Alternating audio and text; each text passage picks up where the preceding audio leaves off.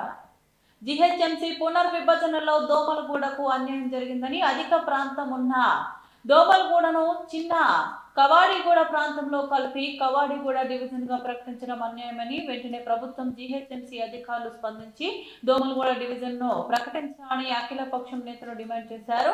Domalguda division కు ప్రత్యేకంగా ప్రకటించి దోమలగూడ ప్రజలకు న్యాయం చేయాలని డిమాండ్ చేస్తూ దోమలగూడ అఖిల పక్షం ఆధ్వర్యంలో వివిధ పార్టీ నేతలు దోమలగూడ జేపీ అపార్ట్మెంట్ వద్ద నిరసన దీక్ష చేపట్టారు. దోమలగూడ డివిజన్ సాధించుకునే అంతవరకు అఖిల పక్ష నేతలు ఐక్యంగా పోరాటం చేయాలని పిలుపునిచ్చారు.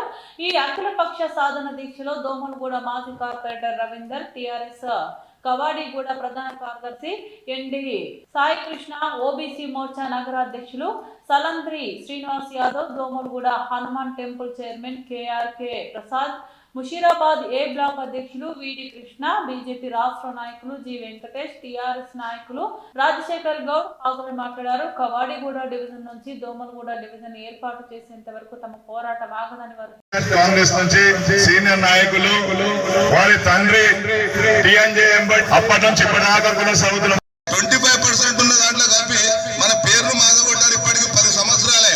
ఇక్కడ ఈ యొక్క నాయకులు అనేది ఈ యొక్క దొమ్మలగూడ పేరు లేనందుకు చాలా మంది ఇంట్రెస్ట్ కూడా కోల్పోతున్నారు.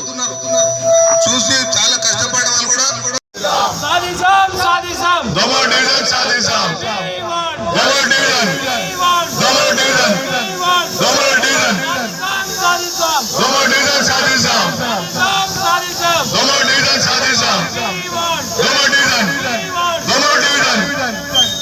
ఐక్యత, మిత్రపక్షాల ఐక్యత, ఐక్యత కావాలి, కావాలి, దోమల డివిజన్ కావాలి,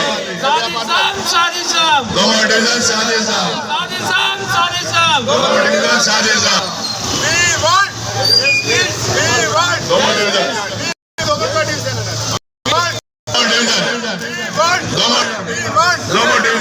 చెప్తే మీరు అర్థం చేసుకుంటున్నారు. ఇంకొక రాదు డివిజన్ కు ఎంతో చరిత్ర ఉన్నది. పాపులేషన్ తీసుకుపోయే ఒక అన్యాయమే. అందుకనే కవాడిగూడ డివిజన్ సపరేట్ గా, దోమలగూడ డివిజన్ సపరేట్ గా నిరసన చేస్తున్నాము.